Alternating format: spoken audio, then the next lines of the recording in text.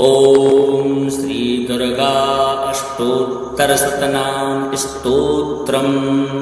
गुप्त नवरात्रि के पावन पर्व पर आज हम आप सभी भक्तों को श्री दुर्गा अष्टोत्तर शतनाम स्तोत्र श्रवण कराने जा रहे हैं। यह श्री दुर्गा सप्तशती के अंतर्गत एक महामंत्र है। यह स्तोत्र देवी भगवती के 108 नामों का वर्णन करता है। भगवान शिव कहते हैं कि जो भी भक्त इन नामों का पाठ करता है या तो इनका श्रवण मात्र करता है, वह माँ भगवती की कृपा का पात्र हो जाता है। भगवती दुर्गा उस व्यक्ति पर प्रसन्न होकर के उसके संपूर्ण मनोरथों को सिद्ध कर देती हैं, उसका कल्याण करती हैं। जो भी व्यक्ति देवी का निश्चल मन से ध्यान करते हुए इस स्तोत्र के द्वारा उनका पूजन करता है, वह निश्चय ही सिद्धि को प्राप्त हो जाता है। उसे धन धान्य और सभी प्रकार के पुरुषार्थ प्राप्त होते हैं। तो आइए माँ भगवती के चरणों का स्मरण करते हुए इस पावन स्तोत्र को श्रवण करते हैं। श्री दुर्गा अष्टोत्तर शतनाम स्तोत्रम्। ईश्वर उवाच शतनाम प्रवक्ष्यामि शृणुष्व कमलानने। यस्य प्रसाद मात्रेण दुर्गा प्रीता भविष्यति। ओम सती साध्वी भव प्रीता भवानी भवमोचनी। आर्या दुर्गा जया चाद्या त्रिनेत्रा शूलधारिणी। पिनाकधारिणी चित्रा चंडघंटा महातपा। मनोबुद्धिरहंकारा चित्तरूपा चिताचितिः। सर्वमंत्रमयी सत्ता सत्यानंद स्वरूपिणी। अनंता भाविनी भाव्या भव्या भव्या सदा गतिः। सांभवी वेद माता च चिंता रत्न प्रिया सदा।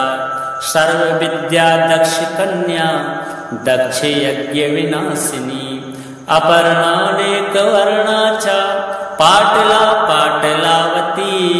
पट्टांबर परिधाना कलमंजीर रंजिनी। अमेय विक्रमा क्रूरा सुंदरी सुर सुंदरी। वन दुर्गा च मातंगी मतंग मुनि पूजिता। ब्राह्मी माहेश्वरी चैन्द्री कौमारी वैष्णवी तथा। चामुंडा चैव वाराही लक्ष्मीश पुरुषाकृतिः। विमलोत्कर्षिणी ज्ञाना क्रिया नित्या च बुद्धिदा। बहुला बहुल प्रेमा सर्ववाहन वाहना। निशुम्भ शुंभ हननी महिषासुरमर्दिनी। मधुकैटभ हंत्री च चंडमुंड विनाशिनी। सर्वासुर विनाशा च सर्वदानव घातिनी। सर्वशास्त्रमयी सत्या सर्वास्त्रधारिणी तथा। अनेक शस्त्र हस्ता च अनेकास्त्रस्य धारिणी। कुमारी चैक कन्या च कैशोरी युवती यतिः। अप्रौणा चैव प्रौणा च वृद्ध माता बलप्रदा। महोदरी मुक्तकेशी घोर रूपा महाबला। अग्निज्वाला रौद्रमुखी कालरात्रिस्तपस्विनी। नारायणी भद्रकाली विष्णुमाया जलोदरी। शिवदूती कराली च अनंता परमेश्वरी। कात्यायनी च सावित्री प्रत्यक्षा ब्रह्मवादिनी। यदं प्रपठे नित्यं दुर्गा नाम शताष्टकं। नासाध्यं विद्यते देवी त्रिषु लोकेषु पार्वती। धनं धान्यं सुतं जायां हयं हस्तिनमेव च। चतुर्वर्गं तथा चान्ते लभेन मुक्तिं च शाश्वतीं। कुमारीं पूजयित्वा तु ध्यात्वा देवीं सुरेश्वरीं। पूजयेत् परया भक्त्या पठेन्नाम शताष्टकं तस्य सिद्धिर्भवेद्देवी सर्वैः सुरवरैरपि राजानो दासतां यान्ति राज्यश्रियमवाप्नुयात् गोरोचनालक्तकुङ्कुमेन सिन्दूरकर्पूरमधुमधुत्रयेण विलिख्य यन्त्रं विधिना विदिज्ञो भवेत् सदा धारयते पुरारिः भौमावस्यानि सामग्रे चन्द्रे शतभिषां गते विलिख्य प्रपठेत् स्तोत्रं सा भवेत् सम्पदां पदम्। ईश्वर उवाच सतनाम प्रवक्ष्यामि शृणुष्व कमलानने यस्य प्रसादमात्रेण दुर्गा प्रीता भविष्यति। ॐ सती साध्वी भव प्रीता भवानी भवमोचनी आर्या दुर्गा जया चाद्या त्रिनेत्रा शूलधारिणी पिनाकधारिणी चित्रा चण्डघण्टा महातपा मनोबुद्धिरहङ्कारा चित्तरूपा चिताचितिः सर्वमन्त्रमयी सत्ता सत्यानन्दस्वरूपिणी अनन्ता भाविनी भाव्या भव्या भव्या सदा गतिः शाम्भवी वेदमाता च चिन्तारत्नप्रिया सदा सर्वविद्या दक्षकन्या दक्षयज्ञविनाशिनी अपर्णानेकवर्णा च पाटला पाटलावती पट्टाम्बरपरिधाना कलमञ्जीररञ्जिनी अमेय विक्रमा क्रूरा सुन्दरी सुरसुन्दरी वनदुर्गा च मातङ्गी मतङ्गमुनिपूजिता ब्राह्मी माहेश्वरी चैन्द्री कौमारी वैष्णवी तथा चामुण्डा चैव वाराही लक्ष्मीश्च पुरुषाकृतिः विमलोत्कर्षिणी ज्ञाना क्रिया नित्या च बुद्धिदा बहुला बहुलप्रेमा सर्ववाहनवाहना निशुम्भशुम्भहननी महिषासुरमर्दिनी मधुकैटभहन्त्री च चण्डमुण्डविनाशिनी सर्वासुरविनाशा च सर्वदानवघातिनी सर्वशास्त्रमयी सत्या सर्वास्त्रधारिणी तथा अनेकशस्त्रहस्ता च अनेकास्त्रस्य धारिणी कुमारी चैककन्या च कैशोरी युवती यतिः अप्रौणा चैव प्रौणा च वृद्धमाता बलप्रदा महोदरी मुक्तकेशी घोररूपा महाबला अग्निज्वाला रौद्रमुखी कालरात्रिस्तपस्विनी नारायणी भद्रकाली विष्णुमाया जलोदरी शिवदूती कराली च अनंता परमेश्वरी कात्यायनी च सावित्री प्रत्यक्षा ब्रह्मवादिनी यदं प्रपठे नित्यं दुर्गा नाम शताष्टकं नासाध्यं विद्यते देवी त्रिषु लोकेषु पार्वती धनं धान्यं सुतं जायां हयं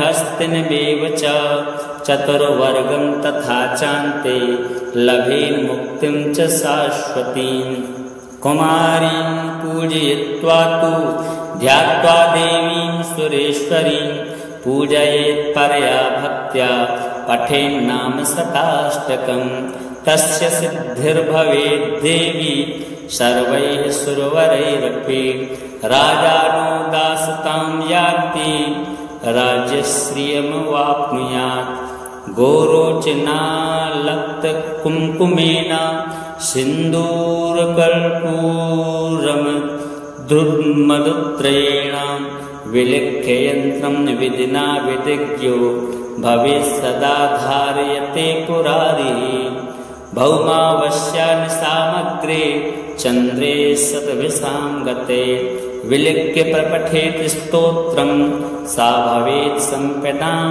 पदम्। ईश्वर उवाच सतनाम प्रवक्ष्यामि शृणुष्व कमलानने यस्य प्रसादमात्रेण दुर्गा प्रीता भविष्यति। ॐ सती साध्वी भव प्रीता भवानी भवमोचनी आर्या दुर्गा जया चाद्या त्रिनेत्रा शूलधारिणी पिनाकधारिणी चित्रा चण्डघण्टा महातपा मनोबुद्धिरहङ्कारा चित्तरूपा चिताचितिः सर्वमन्त्रमयी सत्ता सत्यानन्दस्वरूपिणी अनन्ता भाविनी भाव्या भव्या भव्या सदा गतिः शाम्भवी वेदमाता च चिन्तारत्नप्रिया सदा सर्वविद्या दक्षकन्या दक्षयज्ञविनाशिनी अपर्णानेकवर्णा च पाटला पाटलावती पट्टाम्बरपरिधाना कलमञ्जीररञ्जिनी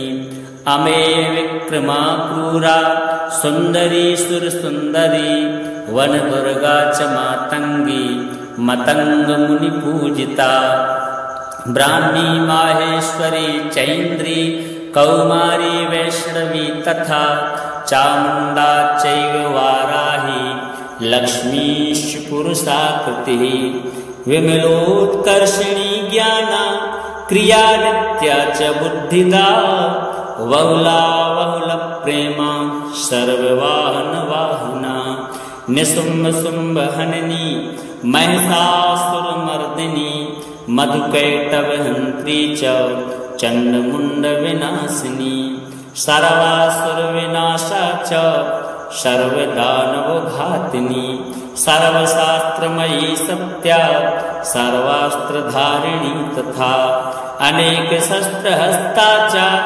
अनेकास्त्रस्य धारिणी कुमारी चैककन्या च कैशोरी युवती यतिः अप्रौणा चैव प्रौणा च वृद्धमाता बलप्रदा महोदरी मुक्तकेशी घोररूपा महाबला अग्निज्वाला रौद्रमुखी कालरात्रिस्तपस्विनी नारायणी भद्रकाली विष्णुमाया जलोदरी शिवदूती कराली च अनंता परमेश्वरी कात्यायनी च सावित्री प्रत्यक्षा ब्रह्मवादिनी यदं प्रपठे नित्यं दुर्गा नाम शताष्टकं नासाध्यं विद्यते देवी त्रिषु लोकेषु पार्वती धनं धान्यं सुतं जायां हयं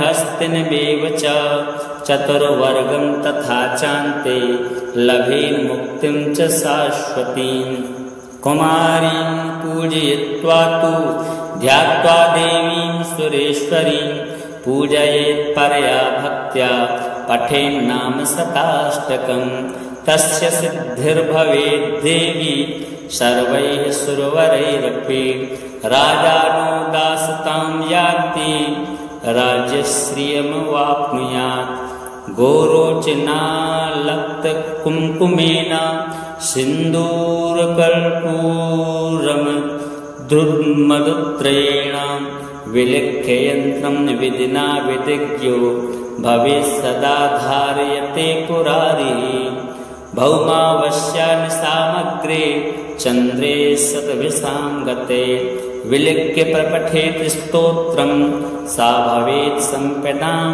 पदम्। ईश्वर उवाच सतनाम प्रवक्ष्यामि शृणुष्व कमलानने यस्य प्रसादमात्रेण दुर्गा प्रीता भविष्यति।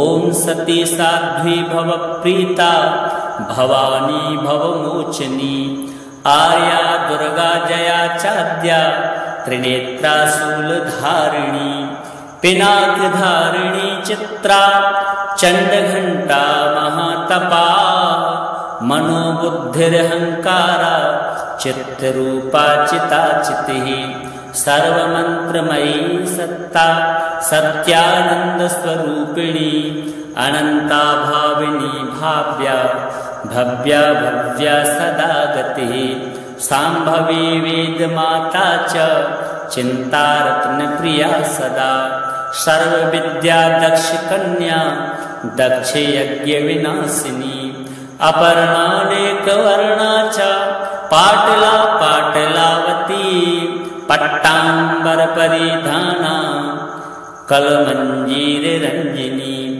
अमे विक्रमा क्रूरा सुंदरी सुर सुंदरी वन दुर्गा च मातंगी मतंग मुनि पूजिता ब्राह्मी माहेश्वरी चैन्द्री कौमारी वैष्णवी तथा चामुंडा चैव वाराही लक्ष्मीश पुरुषाकृतिः विमलोत्कर्षिणी ज्ञाना क्रिया नित्या च बुद्धिदा बहुला बहुल प्रेमा सर्ववाहन वाहना निसुम्भ शुंभ हननी महिषासुरमर्दिनी मधुकैटभ हंत्री च चंडमुंड विनाशिनी सर्वासुर विनाशा च सर्वदानव घातिनी सर्वशास्त्रमयी सत्या सर्वास्त्रधारिणी तथा अनेक शस्त्रहस्ता च अनेकास्त्रस्य धारिणी कुमारी चैक कन्या च कैशोरी युवती यतिः अप्रौणा चैव प्रौणा च वृद्धमाता बलप्रदा महोदरी मुक्तकेशी घोर रूपा महाबला अग्निज्वाला रौद्रमुखी कालरात्रिस्तपस्विनी नारायणी भद्रकाली विष्णुमाया जलोदरी शिवदूती कराली च अनंता परमेश्वरी कात्यायनी च सावित्री प्रत्यक्षा ब्रह्मवादिनी यदं प्रपठे नित्यं दुर्गा नाम शताष्टकं नासाध्यं विद्यते देवी त्रिषु लोकेषु पार्वती धनं धान्यं सुतं जायां हयं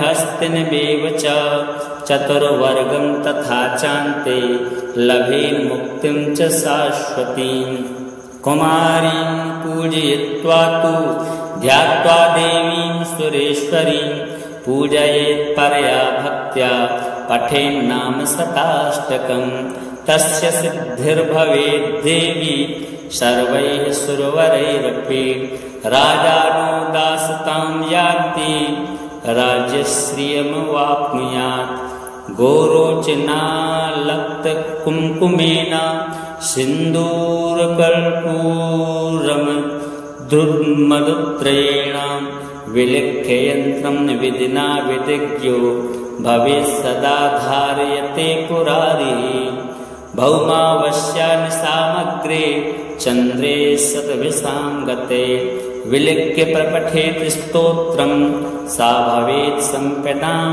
पदम् ईश्वर उवाच सतनाम प्रवक्ष्यामि शृणुष्व कमलानने यस्य प्रसादमात्रेण दुर्गा प्रीता भविष्यति ॐ सती साध्वी भव प्रीता भवानी भवमोचनी आर्या दुर्गा जया चाद्या त्रिनेत्रा शूलधारिणी पिनाकधारिणी चित्रा चंडघंटा महातपा मनोबुद्धिरहंकारा चित्तरूपा चिताचितिः सर्वमंत्रमयी सत्ता सत्यानंद स्वरूपिणी अनंता भाविनी भाव्या भव्या भव्या सदा गतिः सांभवी वेद माता च चिंतारत्न प्रिया सदा सर्वविद्या दक्ष कन्या दक्ष यज्ञ विनाशिनी अपर्णानेक वर्णा च पाटला पाटलावती पट्टांबर परिधाना कलमंजीर रंजिनी अमेय विक्रमा क्रूरा सुंदरी सुर सुंदरी वन दुर्गा च मातंगी मतंग मुनि पूजिता ब्राह्मी माहेश्वरी चैन्द्री कौमारी वैष्णवी तथा चामुण्डा चैव वाराही लक्ष्मीश्च पुरुषाकृतिः विमलोत्कर्षिणी ज्ञाना क्रिया नित्या च बुद्धिदा बहुला बहुलप्रेमा सर्ववाहनवाहना निशुम्भ शुम्भ हननी महिषासुरमर्दिनी मधुकैटभहन्त्री च चण्डमुण्डविनाशिनी सर्वासुरविनाशा च सर्वदानवघातिनी सर्वशास्त्रमयी सत्या सर्वास्त्रधारिणी तथा अनेकशस्त्रहस्ता च अनेकास्त्रस्य धारिणी कुमारी चैककन्या च कैशोरी युवती यतिः अप्रौणा चैव प्रौणा च वृद्धमाता बलप्रदा महोदरी मुक्तकेशी घोररूपा महाबला अग्निज्वाला रौद्रमुखी कालरात्रिस्तपस्विनी नारायणी भद्रकाली विष्णुमाया जलोदरी शिवदूती कराली च अनंता परमेश्वरी कात्यायनी च सावित्री प्रत्यक्षा ब्रह्मवादिनी यदं प्रपठे नित्यं दुर्गा नाम शताष्टकं नासाध्यं विद्यते देवी त्रिषु लोकेषु पार्वती धनं धान्यं सुतं जायां हयं हस्तिनमेव च चतुर्वर्गं तथा चान्ते लभेन मुक्तिं च शाश्वतीं कुमारीं पूजयित्वा तु ध्यात्वा देवीं सुरेश्वरीं पूजयेत् परया भक्त्या पठेन्नाम शताष्टकं तस्य सिद्धिर्भवेत् देवी सर्वैः सुरवरैरपि राजानो दासतां याति राज्यश्रियमवाप्नुयात् गोरोचनालक्तकुङ्कुमेन सिन्दूरकर्पूरमधुमधुत्रयेण विलिख्य यन्त्रं विधिना विधिज्ञो भवेत् सदा धारयते पुरारिः भौमावस्यानि सामग्रे चन्द्रे शतभिषां गते विलिख्य प्रपठेत् स्तोत्रं सा भवेत् सम्पदां पदम्। ईश्वर उवाच सतनाम प्रवक्ष्यामि शृणुष्व कमलानने यस्य प्रसादमात्रेण दुर्गा प्रीता भविष्यति ॐ सती साध्वी भव प्रीता भवानी भवमोचनी आर्या दुर्गा जया चाद्या त्रिनेत्रा शूलधारिणी पिनाकधारिणी चित्रा चण्डघण्टा महातपा मनोबुद्धिरहङ्कारा चित्तरूपा चिताचितिः सर्वमन्त्रमयी सत्ता सत्यानन्दस्वरूपिणी अनन्ता भाविनी भाव्या भव्या भव्या सदा गतिः शाम्भवी वेदमाता च चिन्तारत्नप्रिया सदा सर्वविद्या दक्षकन्या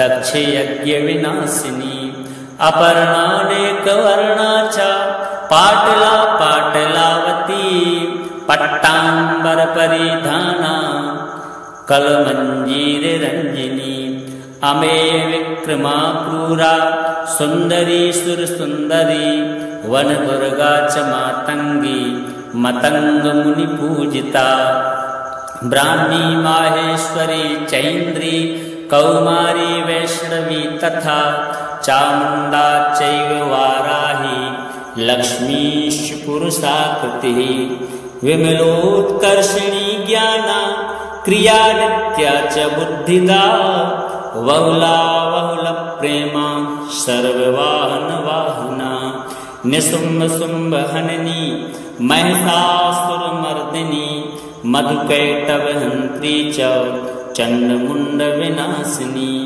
सर्वासुरविनाशा च सर्वदानवघातिनी सर्वशास्त्रमयी सत्या सर्वास्त्रधारिणी तथा अनेकशस्त्रहस्ता च अनेकास्त्रस्य धारिणी कुमारी चैककन्या च कैशोरी युवती यतिः अप्रौणा चैव प्रौणा च वृद्धमाता बलप्रदा महोदरी मुक्तकेशी घोररूपा महाबला अग्निज्वाला रौद्रमुखी कालरात्रिस्तपस्विनी नारायणी भद्रकाली विष्णुमाया जलोदरी शिवदूती कराली च अनंता परमेश्वरी कात्यायनी च सावित्री प्रत्यक्षा ब्रह्मवादिनी यैदं प्रपठे नित्यं दुर्गा नाम शताष्टकं नासाध्यं विद्यते देवी त्रिषु लोकेषु पार्वती धनं धान्यं सुतं जायां हयं हस्तिनमेव च चतुर्वर्गं तथा चान्ते लभेन मुक्तिं च शाश्वतीं कुमारीं पूजयित्वा तु ध्यात्वा देवीं सुरेश्वरीं पूजयेत् परया भक्त्या पठेन्नाम शताष्टकं तस्य सिद्धिर्भवेत् देवी सर्वैः सुरवरैरपि राजानो दासतां यान्ति राज्यश्रियमवाप्नुयात् गोरोचनालक्तकुङ्कुमेन सिन्दूरकर्पूरमधुमधुत्रयेण विलिख्य यन्त्रं विधिना विधिज्ञो भवेत् सदा धारयते पुरारिः भौमावस्यानि सामग्रे चन्द्रे शतभिषां गते विलिख्य प्रपठेत् स्तोत्रं सा भवेत् सम्पदां पदम् ईश्वर उवाच सतनाम प्रवक्ष्यामि शृणुष्व कमलानने यस्य प्रसादमात्रेण दुर्गा प्रीता भविष्यति ॐ सती साध्वी भव प्रीता भवानी भवमोचनी आर्या दुर्गा जया चाद्या त्रिनेत्रा शूलधारिणी पिनाकधारिणी चित्रा चण्डघण्टा महातपा मनोबुद्धिरहङ्कारा चित्तरूपा चिताचितिः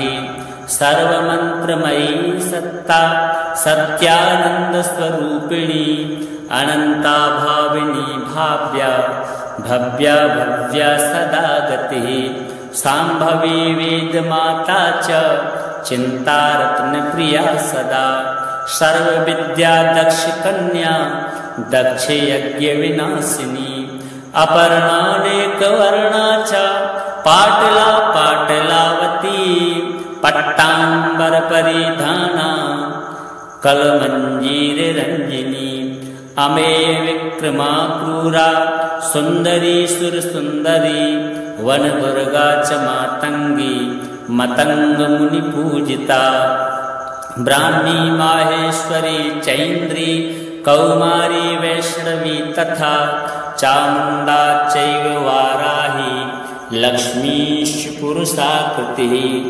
विमलोत्कर्षिणी ज्ञाना क्रिया नित्या च बुद्धिदा बहुला बहुलप्रेमा सर्ववाहनवाहना निशुम्भशुम्भहननी महिषासुरमर्दिनी मधुकैटभहन्त्री च चण्डमुण्डविनाशिनी सर्वासुरविनाशा च सर्वदानवघातिनी सर्वशास्त्रमयी सत्या सर्वास्त्रधारिणी तथा अनेकशस्त्रहस्ता च अनेकास्त्रस्य धारिणी कुमारी चैककन्या च कैशोरी युवती यतिः अप्रौणा चैव प्रौणा च वृद्धमाता बलप्रदा महोदरी मुक्तकेशी घोररूपा महाबला अग्निज्वाला रौद्रमुखी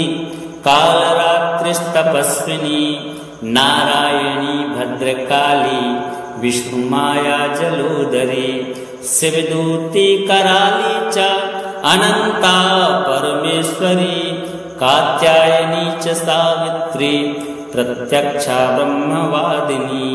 यैदं प्रपठे नित्यं दुर्गा नाम शताष्टकं नासाध्यं विद्यते देवी त्रिषु लोकेषु पार्वती। धनं धान्यं सुतं जायां हयं हस्तिनमेव च चतुर्वर्गं तथा चान्ते लभेन मुक्तिं च शाश्वतीं।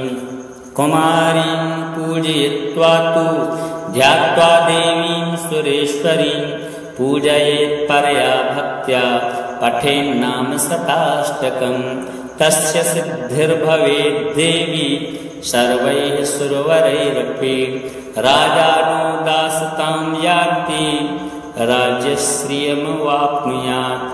गोरोचनालक्तकुङ्कुमेन सिन्दूरकर्पूरमधुत्रयेण विलिख्य यन्त्रं विधिना विधिज्ञो भवेत् सदा धारयते पुरारिः।